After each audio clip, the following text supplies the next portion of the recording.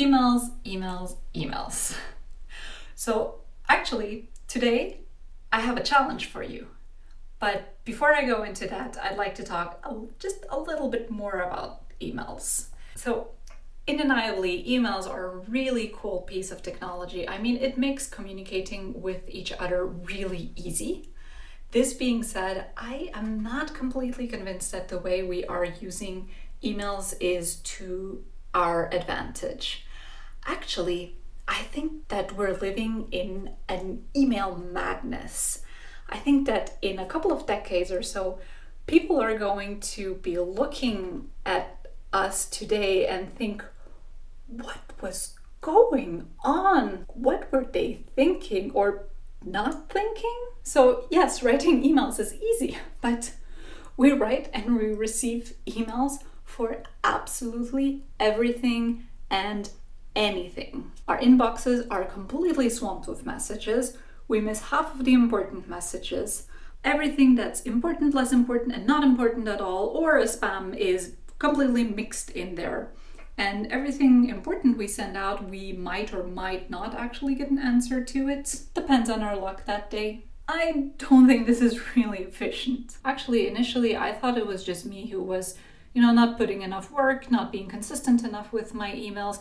And I put in a lot of work, a lot of extra hours trying to get back down to this crazy zero inbox and trying to maintain it. And the truth is that if I got a little bit more busy for a couple of days, then I would immediately kind of have a crazy snowball effect happening in my life with regards to emails. So it's very hard to stay on top of all of your emails. This requires a lot of work and you need to be very consistent at it. This being said, I actually also observed that any emails I was sending out, I wasn't necessarily receiving an answer, even things that are really important or urgent.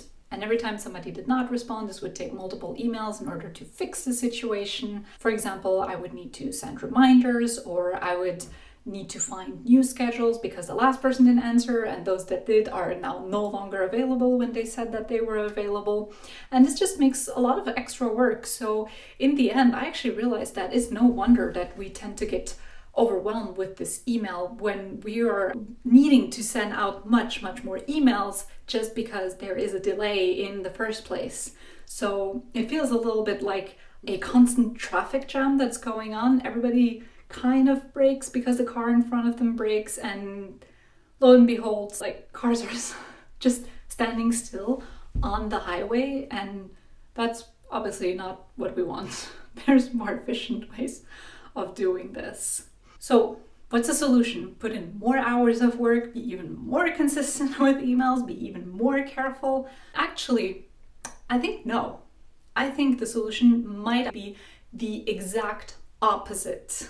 How about we send less emails, shorter emails, emails that are more easy to process, that require less back and forth? Surely, if we make it easier for other people to process the emails that we are sending them, then it should kind of help unblock the situation, no? Make for a little bit more smooth driving if everybody is a little bit more careful and consistent, no?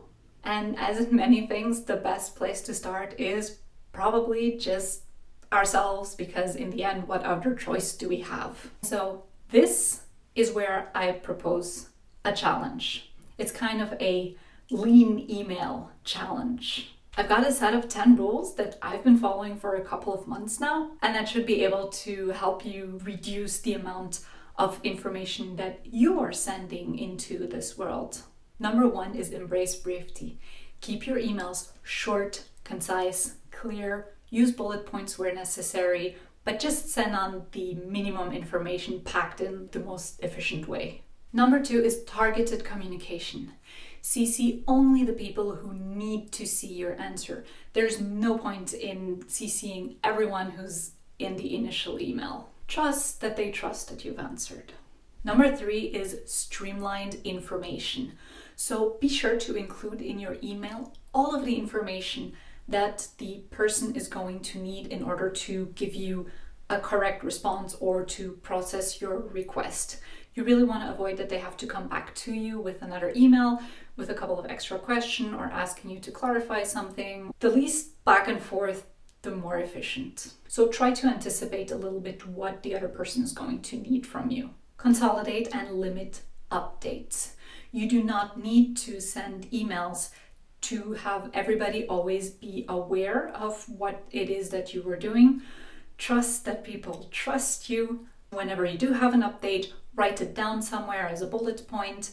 And what I do is either in, weekly, bi-weekly, monthly meetings or so, I will use these bullet points as discussion points, or in a, again, weekly, bi-weekly, monthly email or so, I will just put a couple of bullet points. Important thing, put in the positives and the negatives. You have to be honest about what has been going on. Number 5 is selective responses.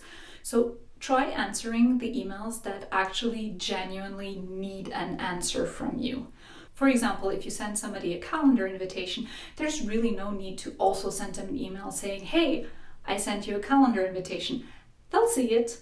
They should have received it. Number 6 is express gratitude. So this is just a little thing, but if somebody actually does something for you, you're going to want to send them an email just to say thank you, but actually it makes an extra email from them. They're nice to receive, but they're also extra work to look through. So if you know that, just in your initial email, when you ask somebody to do that, preemptively include thank you in advance for their work so that you can completely skip on sending a thank you.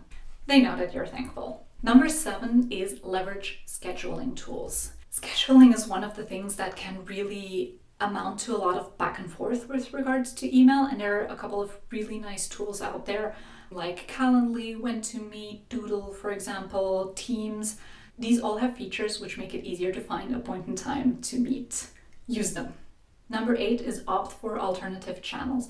Not everything needs to be an email. Sometimes the matter is a little bit more complicated and it's much faster solved with a quick phone call or a quick meeting or just a coffee together.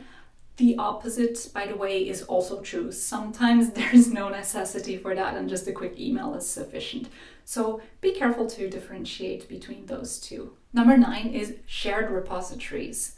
So anytime when your work or all the information that somebody else might need is on a drive or in a Dropbox somewhere online, it's clearly accessible and well structured, this is actually going to reduce the number of emails that you're going to receive because somebody needs access to something or an information that might not be accessible to them.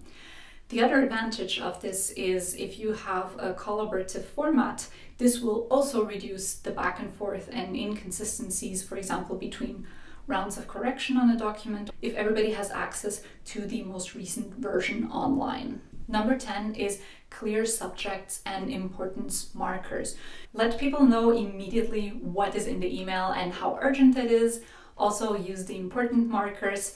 This is going to make it more easy for somebody to actually see when there's something that is really important or really urgent, or that they know that, yeah, that's okay. They can probably let that sit for an hour or two, maybe. I've been trying this now for a couple of months and I have to say I'm very happy with it. A couple of the improvements that I've noticed is that I've been able to send less email, which saves me quite some time.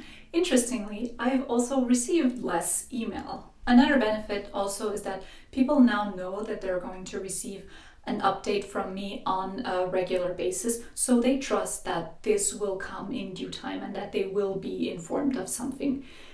Interestingly, if I do send an email before, then they know that it's actually genuinely urgent or important. Most importantly, I have had to learn to trust that I am doing good work and that other people trust me to be doing good work without me having to send them constant updates on little things. Looking busy by sending emails is not an option. I wish you good luck and a lot of fun figuring out how little email you can get away with. See you. Ciao.